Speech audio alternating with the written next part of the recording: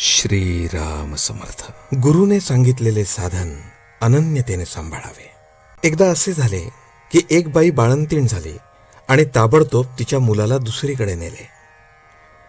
पुढे काही वर्षांनी त्या दोघांची भेट झाली. तेव्हा मुलाला ही माझी आई आणि त्या बाईला हा माझा मुलगा हे ओळखता आले नाही. तशासारखे आपले झाले आहे. आपण इथे कशा करता आलो हेच विसरलोत. खरे म्हणजे आपण काही एका निश्चित कार्याकरता जन्मलो आहोत. ते म्हणजे मनुष्य देहात परमात्म्याची ओळख करून घेणे हे होय. परंतु आपण विषयात पडल्यामुळे परमार्थाची ओळख विसरलो. विषयातच आनंद मानू लागलो आणि त्यातच सुख मिळावे ही आशा करत राहिलो. पण विषयच जर खोटे तर त्यापासून सुख तरी कसे मिळणार? आणि जे सुख मिळते ते अंती खोटेच ठरते. म्हणून विषयापासून आपण विरक्त व्हावे तेव्हाच भक्ती करता येते. जिथे विषय विरक्ती झाली तिथेच भक्तीला सुरुवात होते. गुरु तरी काय करतो तर विषय हे खोटे आहेत, त्यात आपल्याला सुख मिळणार नाही हेच दाखवतो. म्हणून तो जे सांगेल तसे वागणे यातच आपले हित असते. गुरुने सांगितल्याशिवाय जे जे साधन कराल ते फक्त कष्टालाच कारण होईल. साधनाची कितीही आटाआटी केली आणि शरीराला कष्ट दिले तरी ते व्यर्थ जातील. कारण गुरु व्यतिरिक्त जी खटपट ती फारशी उपयोगाची नसते.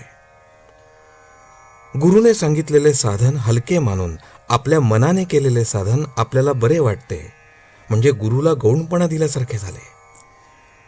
वास्तविक पाहता गुरु हा सर्वज्ञ आहे आणि तोच प्रत्यक्ष परमात्मा आहे ही भावना दृढ झाली पाहिजे. ती तशी झाली म्हणजे त्याच्या वचनावर विश्वास बसतो आणि गुरु सांगेल तेच साधन खरे असे वाटू लागते. गुरु तरी नाम हेच सत्य असे सांगतो आणि नामस्मरणाला आणखी दुसऱ्या काही साधनांची गरज लागत नसते हे पटवून देतो.